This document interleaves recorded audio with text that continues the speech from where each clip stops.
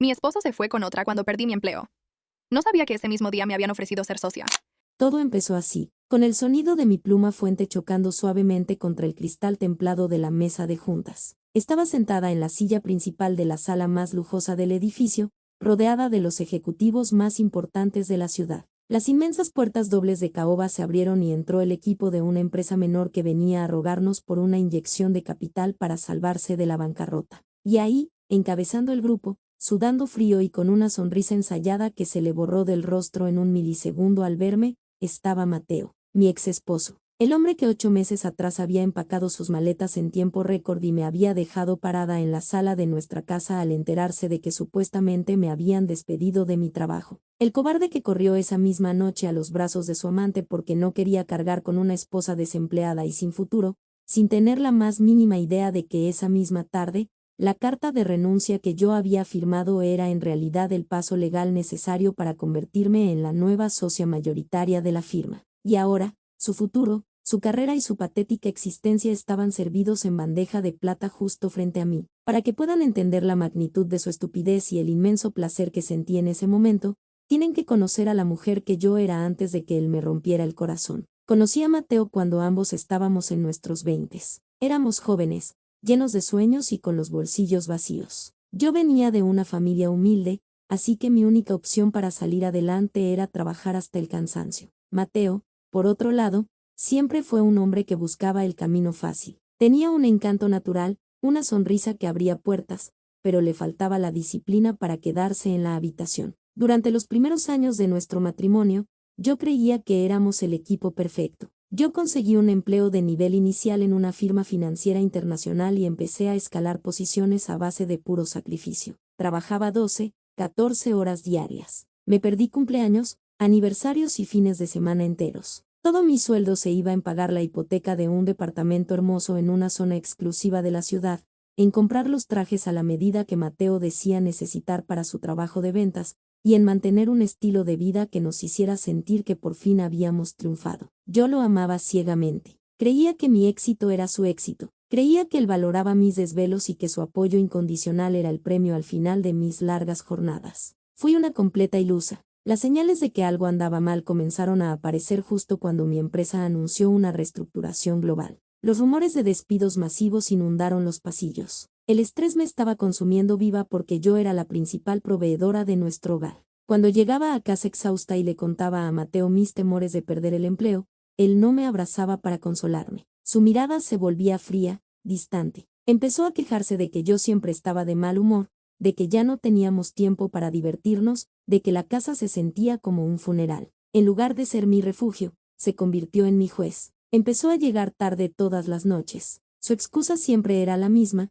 cenas con clientes importantes, reuniones de estrategia, cierres de mes. Pero su ropa ya no olía a oficina. Olía a alcohol caro y a un perfume floral muy dulce que definitivamente no era mío. Se volvió obsesivo con su teléfono celular. Lo llevaba consigo hasta para meterse a la ducha. Si yo caminaba detrás de él mientras estaba mandando un mensaje, bloqueaba la pantalla de inmediato con un movimiento brusco y me preguntaba qué tanto le estaba espiando. Luego apareció el nombre de Valeria. Valeria era una ejecutiva de cuentas en la empresa de Mateo. Al principio, él la mencionaba casualmente. Decía que era una chica muy lista, que venía de una familia con mucho dinero y que tenía contactos impresionantes. Después, dejó de mencionarla por completo, lo cual fue la señal más ruidosa de todas. Empecé a notar cargos extraños en nuestras tarjetas de crédito compartidas. Cenas en restaurantes a los que nosotros nunca íbamos. Regalos de joyerías de diseñador. Cuando lo confrontaba, él me tachaba de loca. Me decía que el estrés de mi posible despido me estaba volviendo paranoica y tóxica. Me hizo dudar de mi propia cordura para proteger sus mentiras. La tensión en la casa era un hilo a punto de romperse,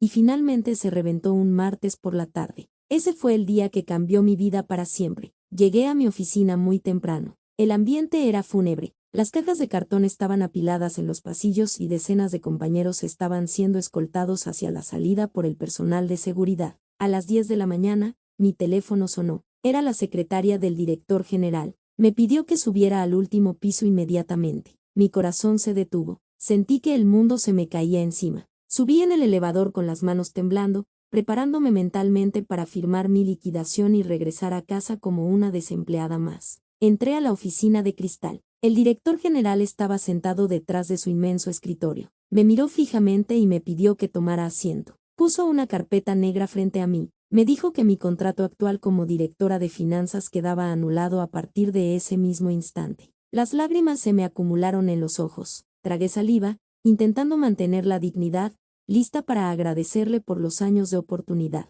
Pero antes de que yo pudiera decir una sola palabra, él abrió la carpeta. No había una carta de despido. Había un contrato de asociación. El director me sonrió. Me dijo que la Junta Directiva Global había estado observando mi desempeño de cerca durante los últimos 3 años. Que sabían que yo era el cerebro detrás de los proyectos más rentables de la región. La reestructuración no era para quebrar la empresa, era para limpiar la mediocridad, y ellos querían que yo tomara el control. Me estaban ofreciendo ser socia mayoritaria de la filial nacional, con un paquete de acciones y un sueldo que multiplicaba por 10 lo que yo ganaba en ese momento. Pasé de estar al borde del llanto por miedo a la pobreza, a llorar de una alegría absoluta e incontrolable. Firmé esos papeles con el pulso acelerado. Era el triunfo más grande de mi vida profesional. Lo había logrado. El director me dio el resto del día libre para celebrar. Salí del edificio sintiéndome la dueña del mundo. Compré una botella del champán más caro que encontré y me fui directo a mi casa. Quería sorprender a Mateo. Quería decirle que todos nuestros sacrificios habían valido la pena, que ya no tendríamos que preocuparnos por el dinero nunca más, que nuestro futuro estaba asegurado. Abrí la puerta de nuestro departamento con una sonrisa inmensa en el rostro, pero la sonrisa se me congeló al instante. Había 3 maletas enormes en medio de la sala. El closet del pasillo estaba abierto de par en par. Caminé lentamente hacia nuestra habitación, sintiendo como el aire se volvía pesado y difícil de respirar. Mateo estaba aventando ropa apresuradamente dentro de una bolsa de viaje. Se giró al escuchar mis pasos y se quedó petrificado por un segundo al verme llegar tan temprano. ¿Qué estás haciendo?, le pregunté en un susurro, dejando la botella de champán sobre la cama. Él no bajó la mirada, no mostró una pizca de remordimiento. Al contrario, su rostro se llenó de una frialdad y un desprecio que me helaron la sangre. Se enderezó, cerró la bolsa de viaje de un tirón y me miró directamente a los ojos. Me enteré de lo que pasó en tu oficina, me dijo con voz dura y cortante. Un amigo del Departamento de Recursos Humanos de tu empresa me mandó un mensaje hace una hora.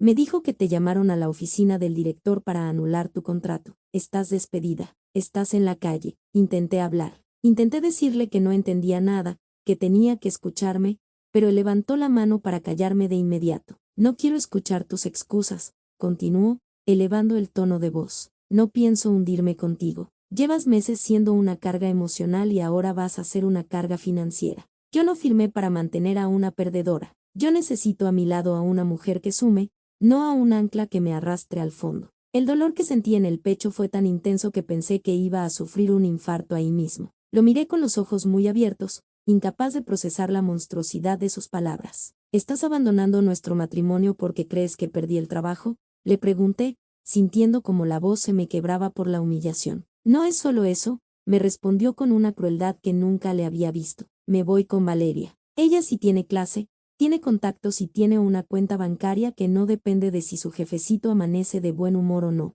Ella me puede dar la vida que yo me merezco. Tú y yo terminamos. Los papeles del divorcio te van a llegar la próxima semana. Quédate con este departamento, de todos modos lo vas a perder cuando el banco te lo quite por no tener con qué pagar la hipoteca. Y en ese preciso instante, algo hizo un clic dentro de mi mente. El dolor agonizante se apagó como si alguien hubiera bajado un interruptor, y fue reemplazado por una claridad absoluta. Me di cuenta de que el hombre que estaba parado frente a mí era un parásito, un cobarde que se había alimentado de mi esfuerzo durante años y que ahora, al oler un poco de crisis, saltaba del barco para buscar a su siguiente víctima. Si yo hubiera sido la mujer débil que él pensaba que era, habría caído de rodillas. Le habría suplicado que se quedara. Le habría gritado la verdad sobre mi nuevo puesto para intentar comprar su amor con mi dinero. Pero no lo hice. Mi dignidad se levantó como un muro de hierro. Me crucé de brazos, levanté la barbilla y lo miré con un asco tan profundo que él tuvo que desviar la mirada por un segundo. No dije absolutamente nada sobre la asociación. No le dije que en mi bolso estaba el contrato que me hacía millonaria. Solo lo vi tomar sus maletas y caminar hacia la puerta. Que te vaya muy bien en tu nueva vida,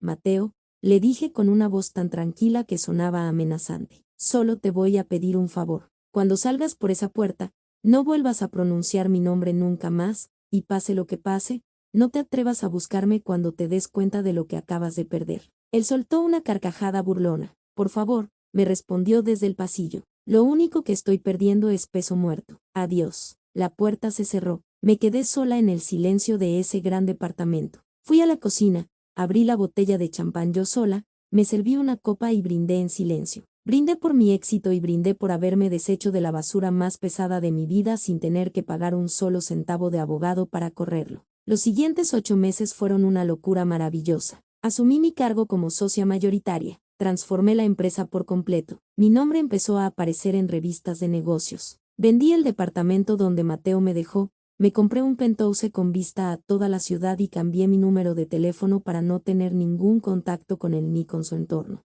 Firmé los papeles del divorcio a través de mi equipo legal sin cruzar una sola palabra con él. Fui libre, fui absurdamente exitosa y estuve en absoluta paz. Hasta el día de la junta en la sala de cristal. Mateo no tenía idea de quién era la nueva dueña de la firma a la que había ido a suplicar por capital. La empresa a la que él pertenecía estaba al borde de la quiebra. Habían perdido a sus clientes principales y dependían de nuestra inversión para no cerrar sus puertas esa misma semana. Mateo había sido nombrado director de ese proyecto de salvación, probablemente por la influencia de Valeria. Si él conseguía el dinero, sería un héroe. Si fracasaba, su carrera estaría terminada. Y ahí estaba, de pie en el otro extremo de mi mesa de caoba, paralizado al ver mi rostro. Sus ojos viajaron desde mi traje de diseñador hasta el reloj de oro en mi muñeca, y finalmente se posaron en la placa de cristal sobre la mesa que decía mi nombre con el título de socia directora principal. El color desapareció por completo de su cara. Empezó a sudar a mares. El director de su empresa,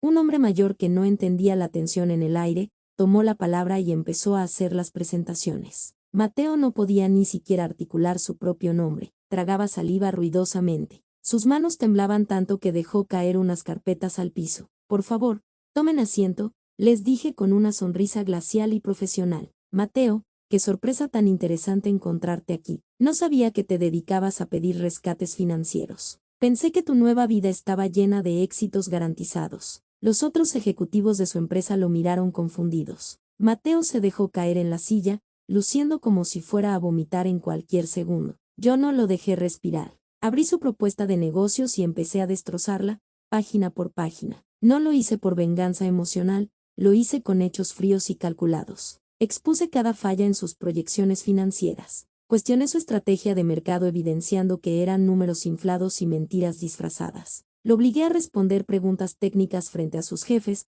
preguntas que él, en su mediocridad de siempre, no supo cómo contestar. Tartamudeó, se contradijo y terminó balbuceando excusas patéticas. Sus jefes estaban horrorizados. Veían cómo el hombre en el que habían confiado el futuro de su empresa estaba siendo despedazado intelectualmente por mí en menos de 15 minutos. Creo que hemos visto suficiente, anuncié cerrando la carpeta con un golpe seco. Señores, su empresa es un barril sin fondo, pero el verdadero problema no es su producto, es su liderazgo. El señor aquí presente carece de la integridad, la lealtad y la visión necesaria para manejar capital de esta magnitud. Sé de primera mano que es la clase de hombre que abandona el barco a la primera señal de crisis. Esta firma no invierte en cobardes. Su solicitud está oficialmente denegada. El silencio en la sala fue absoluto. Los jefes de Mateo se levantaron de inmediato, pidiendo disculpas por la pérdida de tiempo, furiosos con él. Salieron de la sala a paso rápido. Mateo se quedó sentado unos segundos más. Sus ojos estaban rojos, llenos de lágrimas de frustración y de terror. Sabía que al salir por esa puerta, estaba despedido. Se levantó despacio. Me miró con una mezcla de odio y arrepentimiento absoluto. ¿Por qué no me dijiste la verdad ese día? Me reclamó con la voz temblorosa, rompiendo el protocolo y hablando desde su miseria personal. Si me hubieras dicho que te habían hecho socia, yo nunca me habría ido. Yo me habría quedado contigo. Todo esto sería nuestro. Lo miré desde mi silla, sintiéndome como una diosa intocable observando a un insecto. Por eso mismo no te lo dije, le respondí con la voz más fría que jamás ha salido de mi garganta. ¿Por qué querías saber exactamente cuánto costaba tu lealtad? Y resultó que tu lealtad valía menos que un simple rumor de pasillo. Ahora lárgate de mi edificio, y salúdame a Valeria, dile que espero que su cuenta bancaria sea lo suficientemente grande para mantener al desempleado en el que te acabas de convertir. Mateo no dijo nada más. Agachó la cabeza, tomó su maletín barato y salió caminando pesadamente de la sala de juntas, arrastrando los pies como un hombre condenado. Esa fue la última vez que vi su rostro en persona. Semanas después, me enteré por contactos de la industria que su empresa efectivamente quebró. Valeria lo dejó poco tiempo después, en cuanto los problemas económicos empezaron a ahogarlo, demostrando que ambos estaban hechos de la misma basura interesada. Mateo terminó trabajando como vendedor de mostrador en una tienda de electrónica al otro lado de la ciudad, ganando el sueldo mínimo, hundido en las deudas y viviendo en un cuarto rentado. Hoy, mi vida es un monumento a la resiliencia y al poder del silencio. No hay un solo rincón de mi penthouse, ni una sola hoja en mis cuentas bancarias, ni un solo trofeo en mi oficina que no haya sido ganado con mi propio intelecto y mi propio sudor. Cuando una persona te demuestra quién es en tus peores momentos, créeles a la primera. La traición duele, quema y te deja cicatrices horribles, pero también te quita la venda de los ojos. Te libera del peso muerto que no te dejaba volar. A todas las mujeres y hombres que me están escuchando,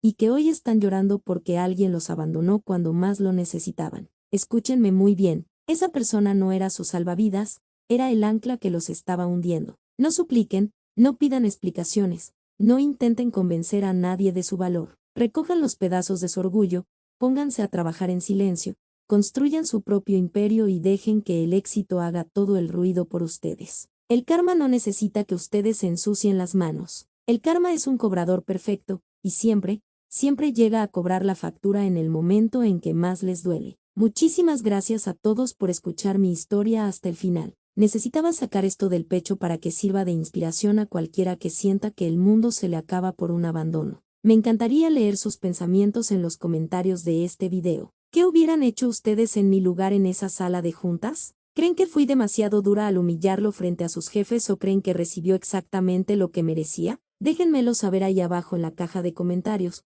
los voy a estar leyendo y respondiendo a todos. Y si esta historia les dejó una buena enseñanza o simplemente disfrutaron ver cómo el karma hace su trabajo a la perfección, por favor dejen su me gusta y suscríbanse al canal. Activen la campanita para que no se pierdan absolutamente nada. Compartan este video con esa persona que necesita recordar lo mucho que vale. Nos escuchamos en la siguiente historia de Susurros de Traición. Un abrazo enorme y lleno de fuerza para todos.